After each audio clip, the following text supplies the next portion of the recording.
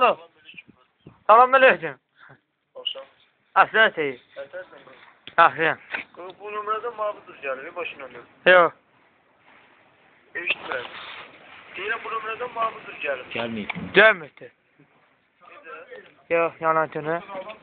Hayır sen nasıl başlıyorsun? Ben derim sen bu numarada mağdur geldi. Sen orada artık insansın. Yalancını. Ha kardeş ben sana tanımıram. Şimdi tanımam. Ne diyor o? Derim sadece bu numarada mağdur geldi. Artık siz tanışma. Qəsbəsən. Eşitme sen de. Yok. Gel bir. Ya.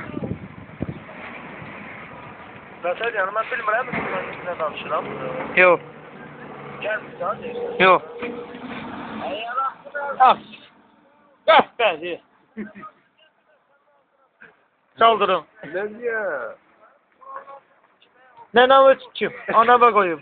Kim nənəvi? Dərsəni. Çəkirsən nənəvi kim?